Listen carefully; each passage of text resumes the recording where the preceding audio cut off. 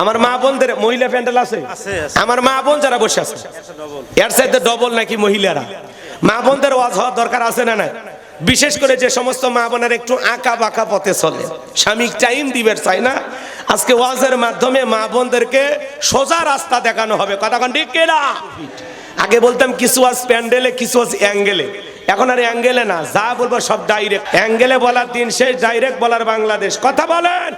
আজকের মা বোনেরা অনেকে বোরকা পরে কিন্তু পা মোজা লাগায় না। পাগলি জানেই না যে পাটাও তার পর্দার অন্তর্ভুক্ত। কথা কর।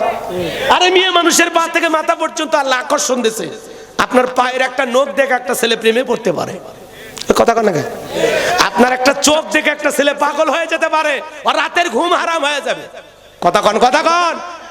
এই জন্য মা বোনেরা খবরদার বেপরদায় চলা যাবে না। পা মুজা লাগাইতে হবে, হাত মুজা লাগাইতে হবে, ঢিলা ঢালা বোরকা পড়তে হবে, টাইট ফিটিং বোরকা না।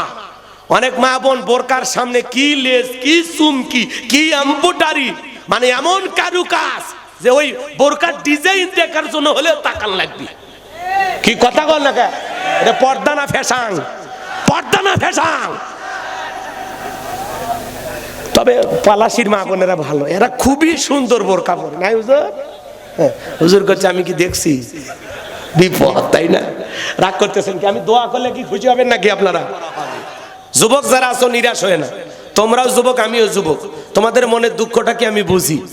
তোমাদের জন্য স্পেশাল কিছু আলোচনা মাথার মেমোরিতে সেভ করা আছে, সময় মতো ডাউনলোড দিয়ে শোনায় দেবো ইনশাআল্লাহ। অস্থির হয়ে না, যুবকদের আলোচনা হওয়া দরকার আছে না? নাই? এজন্য যুবক রাতের আধারে মা বাবার চোখকে ফাঁকি দিয়া কম্বলের ভিতরে, ল্যাপের ভিতরে ঢুকা উল্টা পাল্টা ভিডিও মোবাইলে দেখতেছো। কথা কয় না? কথা কয় না? শেষ করব? খারাপ লাগতেছে নাকি? এলাকার মানুষ দেখে এতক্ষণ ওয়াজ করতেছে, না হলে তো দোয়া করে দিলাম। শোনেন কয়েকটা মিনিট, যুবক যারা মন খারাপ করছেন, আচ্ছা বলেন তো যুবকেরা এই মোবাইলে উল্টাপাল্টা ভিডিও দেখে কিনা? অনলাইনে ফ্রি ফায়ার, পাবজি, অনলাইনে জুয়া খেলা কত সন্তান নিঃস্ব হয়ে যাচ্ছে। কথা বলেন। পরনে ভাত না থাক, পেটে কাপড় না থাক, মোবাইল ছাড়া আর দিন চলে না। আছে না? না আছে না? না মোবাইলে উল্টাপাল্টা ভিডিও দেখে, নিজের কিডনি বিক্রি করে হলে এমবি তুলবি, এরকম বলাবান আছে না? না তুমি যার লাগিয়া এমবি ভরো তার তো বাটন ফোন, তুমি যার লাগিয়া এমবি ভরো তার তো বাটন ফোন। কেমন করে বুঝবে রে সে, কেমন করে বুঝবে রে সে ডিজিটাল তোর মন, তুমি যার লাগিয়া এমবি ভরো তার তো বাটন ফোন। মেসেজ দিলে সেন্ড করে না, দেয় না তো রিপ্লাই, ভিডিও কলে বলবা কথা ক্যামেরা তার নাই রে, ক্যামেরা তার নাই। ডিজিটাল এই যুগ জামানাই, ডিজিটাল এই যুগ জামানাই, অ্যানালগ তার মন, তুমি যার লাগিয়া এমবি ভরো তার তো বাটন ফোন। কথা কয় না? প্রেম প্রীতি ভালোবাসা বিয়ের আগে নয়, মনের মধ্যে রাখো তুমি পরকালের ভয় রে, আল্লাহ তাআলার ভয়। গানের মধ্যে শিক্ষা আছে না? না প্রেম প্রীতি ভালোবাসা বিয়ের আগে নয়, মনের মধ্যে রাখো তুমি পরকালের ভয় রে, আল্লাহ তাআলার ভয়। তবে তুমি মুক্তি পাবা, তবে তুমি মুক্তি পাবা দোজখের আগুন, তুমি যার লাগিয়া এমবি ভরো তার তো বাটন ফোন। 20 বছর বয়স হয়নি, বাড়িতে এসে আব্বা উত্তর পাড়া লাখিকে আমি কথা দিয়েছি, রাজি থাকলে 1 সাপুন, না হইলে 2 সাপুন। পিতামাতা রাজি হয় না, পালিয়ে যা বিয়ে করে, দাম্পত্য জীবনে সুখ নাই। 3 মাস পরে জানলা ভেঙে ভালোবাসা পালিয়ে গেছে। মনে রাখবেন, যারা পিতামাতার অবাধ্য হয়ে বিয়ে করে, মা বাবারে কষ্ট দিয়ে বিয়ে করে, এরা জীবনে সুখী হতে পারে না, পারে না, পারে না। পিতামাতার দোয়া আছে যেখানে বরকত আছে, মুরব্বীদের দোয়া আছে যেখানে কল্যাণ আছে। একা একা মাত বাড়ি করে বিয়ে করিস না, ধ্বংস হয়ে যাবো। এ কথা বল না? এক যুবক এক মেয়ে ভাগে নিয়ে গেছে ঢাকা, যায় দুইজনই গার্মেন্টসে চাকরি করে। সেই প্রেম, প্রেমের আগে তো অনেক কথা। মেয়ে কয় আমার কিচ্ছু লাগবে না, আম পাতা জাম পাতা ছিঁড়ে যদি আমার গহনা বানিয়ে দাও, সোনা দানা কিছু লাগবে না, তুমি গাছের পাতা ছিঁড়ে বানিয়ে দাও। কি কথা বল? গাছের পাতাতে গহনা হয়, ওটা আবেগ আবেগ আবেগ, মানে আবেগটা গেছে কই, গাছের পাতা উঠছে। কথা কন না কে? জানতো আম পাতা জাম পাতা দিয়ে একটু সুতে দিয়ে বানিয়ে একটা মালা দেন তো, যেটাই মনে করো স্বর্ণের মালা, কয় দিবের পারবে না, ঢং করবে না, কিনে দেওয়ার মুরিদ নেই, পাতা নিয়ে এসে করছে এটাই সোনা। বিয়ের আগে যদি বলেন গাছের তলে থাকবি, বাঁশ তলায় থাকবি, আপনি যা কবেন ওই তাই শুনবি। কথা কন? তাহলে বিয়েটা করে দেখেন রিমান্ডে কেমনি নেয়, হারে হারে টের পাবেন। মনে হবে যে আর চাইতে র্যাব যদি 7 দিন পিটাইতো তাও ভালো থাকতাম। কথা কন না কে? শোনেন শোনেন, রাগ করি না, মন খারাপ করছে? শোনেন, এই ছেলেটা এখন বিয়ে করছে 3 মাস, ভালোই চলছে। এরপরে স্বামী স্ত্রীর মধ্যে দাও করিলে সম্পর্ক, একজন আর একজনের দেখবারই পারে না, খালি সন্দেহ, খালি সন্দেহ। সম্পর্ক নষ্ট করার 1 নাম্বার হাতিয়ার হলো সন্দেহ। এই সন্দেহ যার ঘরে যত বেশি, তারা তত অশান্তিতে থাকে। কথা কন? মনটা ফ্রেশ করেন। শোনেন না ভাই, এইবার রাত 12টার পরে স্ত্রী মোবাইলে কো কো করে বাজে উঠছে। ছেলেটা চোখ ঘুষতে ঘুষতে তাকায়া দেখে স্ত্রী মোবাইলে লেখা উঠছে বিউটিফুল। কথা কি বুঝতে পারতেছেন? এবার গুতা মারতেছে রাগ করে, এই ওঠ ওঠ, বিয়ের আগে সোনা ময়না আমাকে ছাড়া কিচ্ছু বুঝিস না, আর এত রাত্রে তোর একটা ছেলে SMS পাঠায় বিউটিফুল, এই তাড়াতাড়ি দেখ। এইবার স্ত্রী চোখ ঘুষতে ঘুষতে বলতেছে, ওরে স্বামী, লেখা উঠেছে ব্যাটারি ফুল আর তুমি দেখো বিউটিফুল। তাহলে মানে মোবাইলের চার্জ ছিল না, লেখা উঠছে কি ব্যাটারি ফুল, ও কয় বিউটিফুল। তার মানে সন্দেহর চোখ দিয়ে দেখছে। কথা কন ঠিক না? এরকম সন্দেহ আছে না? না, এজন্য পাকনামি করে একা বিয়ে করিস না। মা বাবা পছন্দ করে বিয়ে দেবে যেখানে বরকত আছে, কারণ পিতা মাতা জানে কোন ফ্যামিলিতে কেমন মেয়ের সাথে বিয়ে দিলে তোমাদের জীবনটা ভালো চলবে। কারণ তারা বর্তমানে সেই অবস্থানে আছে, 30-40 বছর সংসার করে একটা মা বাবার বাস্তব অভিজ্ঞতা আছে। এই অভিজ্ঞতাকে কাজে লাগাইতে হবে। আল্লাহ আমাদের হেদায়েত দান করেন। জোরে বলেন আমিন। কোন কোন যুবক বিয়ে করনি হাত তুলে বলো, হুজুর কথা দিলাম মা বাবার পছন্দের মেয়েকে বিয়ে করব। হাত তোলো তো দেখি। কোন কোন যুবক বিয়ে করেনি? এক চাচা হাত তুলবে চাচ্ছে। চাচা হাত তুললেন না, এই বসে রিস্ক নেবে না রাখবা, হাত তুলছেন কেন? আমার যুবক যারা আছো হাত তোলে, হাত তোলেন। গায়ে ভাতিজা বিয়ে করছো, হাত তোলো।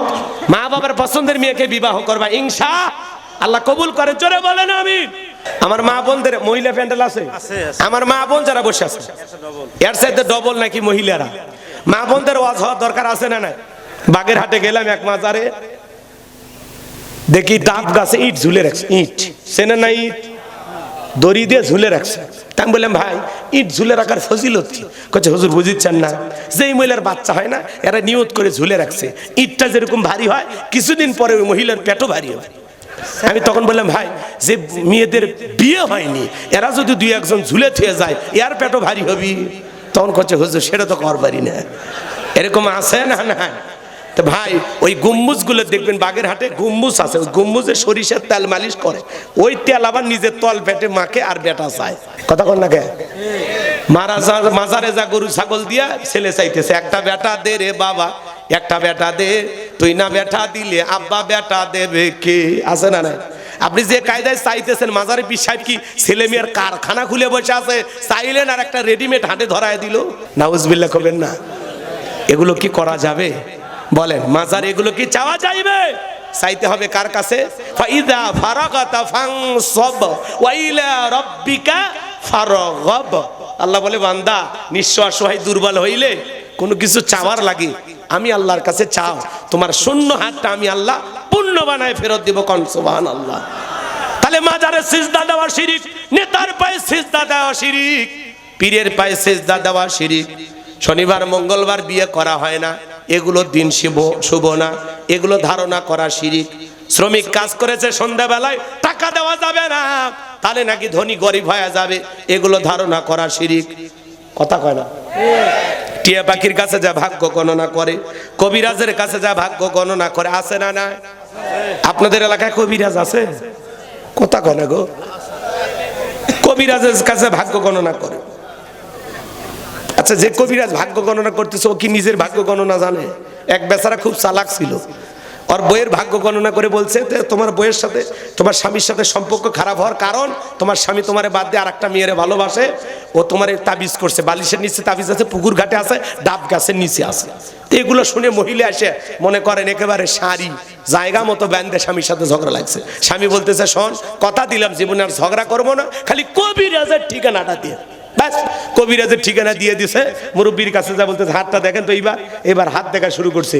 ওই হাত দিয়ে 2 মিনিট পরে মারছে কবিরাজ ওকে একটা থাপ্পড় খায়। কবিরাজ বলতেছে ভাই আমার সর মালেন, কয় এই বেটা মানুষের বাড়ির বালিশের নিচে তাবিজ আছে, পুকুর ঘাটে তাবিজ আছে বলতে পারিস, আর নিজের ভাগ্যে 2 মিনিট পরে একটা সর আছে সেটা বলতে পারিস না? ভণ্ডামি বাদ দে ভালো হয়, এরপরে আসলে হাত ঠ্যাং ভেঙে গলা ধুলে দেবো। কথাকে বোঝার নাই? এগুলো ধারণা করা শিরিক। কথা বোঝা যায়? কেউ কি ভাগ্য গণনা করে বলে দিতে পারবে আগামী কালকে আপনার জীবনে কি আছে? এটা ক্ষমতা কারো আছে?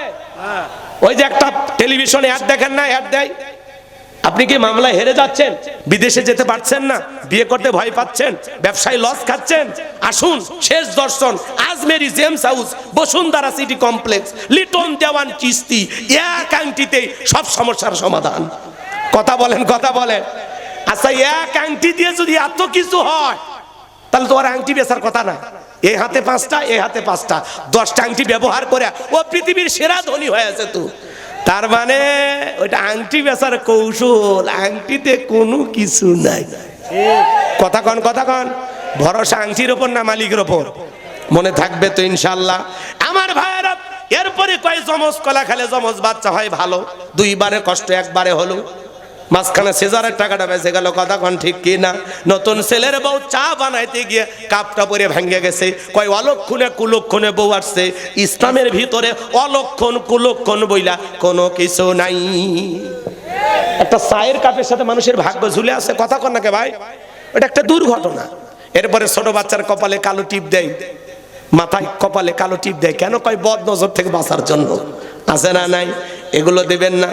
যদি জিজ্ঞাসা করা হয় বউ কালো টিপ কেন, কয় তোমার শাশুড়ি দিয়েছে। শাশুড়িকে জিজ্ঞাসা হয় কালো টিপের ফজিলত কি, কয় আমি জানি না, তোমার নানি জানে। এটা ওই নানি দাদি পর্যন্ত যাবি, এর কোনো দলিল নেই। কথাকে বুঝতে পারছেন? দলিলের নামই হলো নানি আর দাদি। কথাকে বুঝতে পারতেছেন? এগুলো ধারণা করা কি? তকদিরের ভালো মন্দ কার কাছে ভাই? ওয়াল কদরিহি শাররিহি মিনাল্লাহি তাআলা ওয়াল বাসি বাদাল মাউত। তকদিরের ভালো মন্দ কার হাতে? যারা বলেন কার হাতে? তাহলে কথা ক্লিয়ার? এগুলো ধারণা করা শিরিক। তারপরে হাত চুলকেলে নাকি টাকা আসে, ওরে বাঁধেন 2 হাত খুলে তন 3 দিন হাত চুলকাবি, চুলকে চামড়া উঠে রক্ত বের হবি, তার টাকা আসবি না। এগুলো ধারণা করা কি? শিরিক। কথা কি বুঝাইতে পারলাম? মা বোনেরা চুল আশ্রয় দিকে চিরুনি পরে গেলে মেহমান আসবি, যান রান্না শুরু করেন, কেউ না আসলে মিস কল দিবেন, আমরা খেয়ে যাব নাকি ঘর। এগুলো ধারণা করা কি? শিরিক। এরপরে সমাজে প্রচলিত অনেক শিরিক আছে, বলবো, রাগ করবেন না। আমাদের সমাজে একটা স্লোগান আছে, হাইব্রিড স্লোগান। বড় বড় নেতারা এই স্লোগান দেয়, ধর্ম যার যার, উৎসব সবার। এটা হলো একটা ঈমান ধ্বংস করা স্লোগান। ধর্ম যার, উৎসব তার। বৌদ্ধদের উৎসব বৌদ্ধদের কাছে, খ্রিস্টানদের উৎসব খ্রিস্টানদের কাছে, হিন্দুদের উৎসব হিন্দুদের কাছে, মুসলমানের উৎসব সবার কাছে। কারণ আমাদের উৎসব দেখে তারা মুসলমান হতে পারে, কিন্তু আপনি অমুসলিমের উৎসব দেখে কি শিখলেন? ওই জেলে বানাইছে ওর উপর ঈমান আনবেন? তা আপনি গেছেন কেন? আপনার জন্য অমুসলিমদের দুর্গা পূজায় যাওয়া জায়েজ না হারাম? জোরে বলা লাগবে। আমাদের ঈদের নামাজে কোনোদিন অমুসলিমের আসে? জুমার নামাজে আসে, মরে গেলে জানাজা আসে, শবে বরাতে আসে, লাইলাতুল কদরে আসে। তাহলে আপনার মসজিদে আসে না, আপনার ঈদে আসে না, আপনার জানাজায় আসে না, আপনি মুসলমান, কেন মুসলিমদের দুর্গা পূজায় গেলেন? কথা বলেন।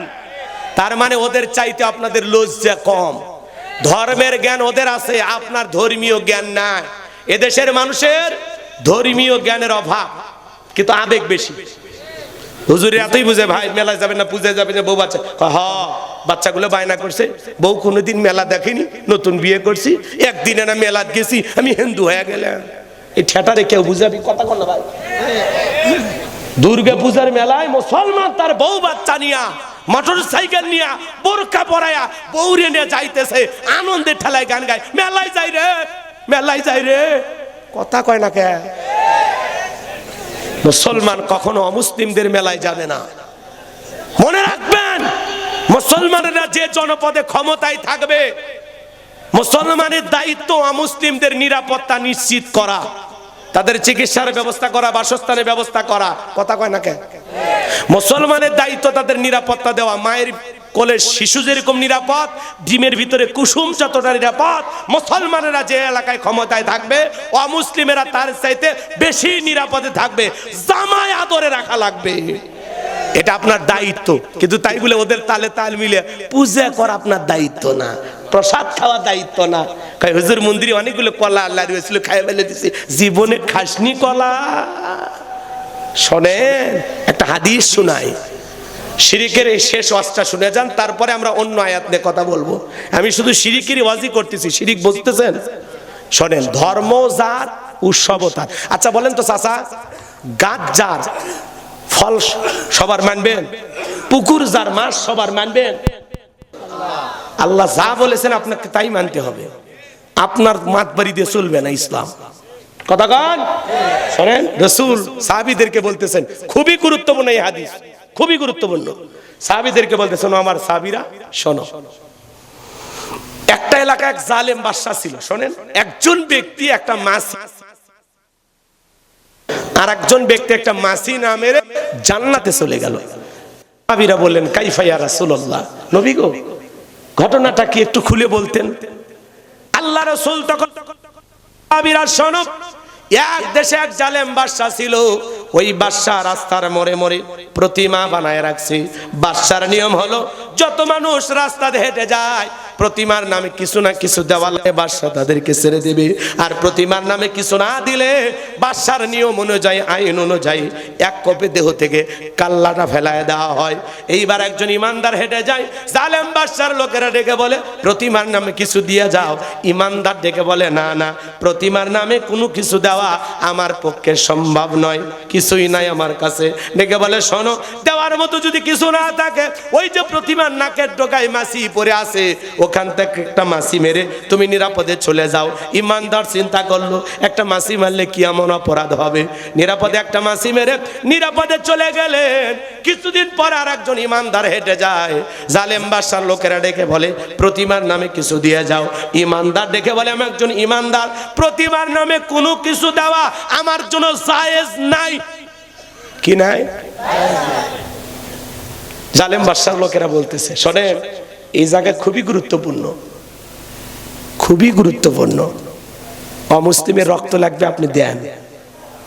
অসুস্থ চিকিৎসার টাকা দেন, ক্ষুধার্ত খাইতে দেন, বাসা বাড়ি নাই বানায়া দেন, ছেলে মেয়ের বিয়ে দিতে পারেন না দিয়ে দেন। শুধুমাত্র প্রতিমার ক্ষেত্রে আপনি দিতে পারবেন না, কারণ যেখানে সরাসরি আল্লাহর সাথে শিরিক হচ্ছে সেখানে মুসলমান কোনো টাকা দিতে কথা কন, সব জায়গায় সহযোগিতা করবেন, কোনো সমস্যা নাই। কিন্তু যেখানে আল্লাহর সাথে শিরিক হচ্ছে সেখানে আপনি দিতে পারবেন না। কথা কি বুঝছেন? না বুঝলে আলহামদুলিল্লাহ, খালি শুনবেন, কিন্তু বেলা এলে ঠিকই যাবেন। কি খান কচ্ছে হুজুরি একদিন গেলে কি এমন পাপ হবে? শোনেন আগে ওয়াজটা, খালি শোনেন আমার ভাইয়েরা। এইবার জালেম বাদশার লোকেরা ডেকে বলে প্রতিমার নামে কিছু দেওয়াই লাগবে। ইমানদার ডেকে বলে, না, প্রতিমার নামে আমি কিছুই দিতে পারবো না। জালেম বাদশার লোকেরা ডেকে বলে, তাহলে বাদশার আইন অনুযায়ী দেহ থেকে এক কপে কাল্লা ফেলায় দেওয়া লাগবে, ফেলাইয়া দেব। ইমানদার ডেকে বলে, ভাই কাল্লা দিতে রাজি, আল্লাহ দিতে রাজি নাই, বলেন আল্লাহু আকবার। এইবার 2-3 বার বলা হলো, ইমানদার একই উত্তর দিল। জালেম বাদশার লোকেরা ডেকে বলে, শেষবারের মতো বলতেছি, হয় একটা মাছি মারবা আর না হলে এক কপে কাল্লা ফেলাই দিব। ইমানদার ডেকে বলে, ভাই কাল্লা দিতে রাজি, আল্লাহ দিতে রাজি নাই। এইবার জালেম বাদশার লোকেরা এক কপে দেহ থেকে কাল্লাটা ফেলাই দিল। ওই কেটে যাওয়া মাথা থেকে আওয়াজ আসতেছে, আমি কাল্লা দিয়ে দিলাম, তবু আমার আল্লাহর সাথে আমি শিরিক করলাম না, বলেন আল্লাহু আকবার।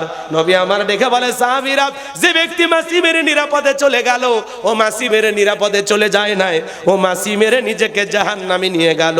আর যে ব্যক্তি মাছি না মেরে আল্লাহর সাথে সামান্য শিরিক না করে কাল্লা দিয়ে গেল, ও রক্তের সাগরে ভাসতে ভাসতে আল্লাহর জান্নাতে পৌঁছে গেল। একটু জোরে সোরে বলেন না সুবহানাল্লাহ। এইবার শেষ একটা এক্সাম্পল দেই, উদাহরণ দেই। মনে করেন এটা একটা খাবারের প্লেট, বগুড়া শহর থেকে আপনার একটা ভিআইপি মেহমান আসবে, সকাল থেকে আপনার বিবি রান্না করছে বাজান, খাবার একটা প্লেট আপনি সাজাইতেছেন, খুব মনোযোগ। এই প্লেটের ভিতরে গরুর গোস্ত, খাসির গোস্ত, অনেক কিছু দিচ্ছেন, মাছ, যত প্রকারের মাছ আছে দিচ্ছেন, সব দিয়ে প্লেটটা সাজাইছেন। ছোট ছেলেটাকে আপনি খুব ভালোবাসেন নিজের জীবনের চেয়ে বেশি। ওই ছোট বাচ্চারা সামান্য একটু পাতলা পায়খানা প্লেটের এক কোনায় দিয়ে রাখছে। ভালো করে বুঝবেন, এটা উদাহরণ কথা বোঝানোর জন্য, কথাকে বোঝেন, আমার দিকে তাকান। এইবার মেহমানের সামনে খাবারের পরিচিতি, আপনার যে গেস্ট, যে মেহমান আসছে ওনার সাথে খাবারের পরিচিতি হচ্ছে যে ভাই এটা কি গরু গোস্ত, এটা মুরগি, এটা হরিণ, অনেক কষ্ট করে সুন্দরবন থেকে সংগ্রহ করছি, আপনাকে ভালোবাসি তো এই জন্য। এটা দেশি মুরগি, এটা পাকিস্তানি, এটা লারকি টার্কি যা আছে বোঝেননি, 32 প্রকার গোস্ত হালাল সব দিয়ে দিয়েছে। এইবার মাছ, রুই মাছ, কাতল মাছ, মানে বল মাছ, যত প্রকারের মাছ আছে 350 প্রকারের মাছ খাওয়া হালাল সব দিয়ে দিছে। এত খাবার দিয়ে সাজাইছে, তখন বলতেছে ভাই যে এই যে কোনায় এইটা কি, তখন বলতেছে ভাই সবই দিলাম, ছেলেটারে বড্ড বেশি ভালোবাসি, আর সামান্য একটু পাতলা পায়খানা দিছে, আপনি খেয়ে নেন। পৃথিবীর কোনো গেস্ট, কোনো মেহমান এই খাবার খাবে? পিটাইলেও খাবে, টাকা দিলেও খাবে? খাবে না। হুজুরকে এটা হাসানোর জন্য বললেন না। কেন বললাম শোনেন, আপনার মনে করেন আমল নামার একটা প্লেট আছে, এই প্লেটে নামাজ আছে, রোজা আছে, হজ আছে, যাকাত আছে, দান খয়রাত আছে, অনেক ভালো ভালো আমল দিয়া আমলের প্লেটটা সাজানো আছে। কিন্তু ওই আমল নামার প্লেটের ভিতরে সামান্য যদি শিরিক মিশ্রিত থাকে, তাহলে ওই শিরিক মিশ্রিত কোনো আমল, কোনো ইবাদত আল্লাহর দরবারে কবুল হবে না, হবে না, হবে না। কথা কি বুঝছেন? পায়খানা থাকার কারণে পৃথিবীর যতই দামি খাবার প্লেটে থাক, ওইটা যেরকম কোনো মেহমান খাবে না। আপনার আমল নামায় যত দামি আমলই থাক, যদি শিরিক মিশ্রিত থাকে, ওই শিরিক থাকার কারণে আপনার সমস্ত ভালো আমলগুলো বরবাদ হয়ে যাবে। শিরিক হলো মারাত্মক গুনাহের কাজ। এই জন্য আল্লাহ বলেন ইন্না শিরিকা লা যুলমুন আযীম, এই শিরিক হলো সবচাইতে বড় জুলুম, সবচাইতে বড় অপরাধ। আযীম, আযীম এমন একটি শব্দ, কেমনে বুঝবেন আপনারা? সব পাপের বড় পাপ নাম হলো শিরিক। বলা যায় এক কথা, বাপের বাপ থাকে না, কথা কয় না, বাপের বাপ কি হয়? দাদা। এই শিরিক হলো দাদা, দাদা। এত ভয়ঙ্কর অপরাধ এই শিরিক। আমরা কি শিরিক মুক্ত ঈমান চাই? কারা কারা হাত তুলে দেখান। তাহলে এতক্ষণ যে ওয়াজ করলাম, আপনারা কি শিরিক হলে একটু বুঝছেন? তাহলে আমরা কোনো শিরিক করব না ইনশাআল্লাহ। হাত নামান।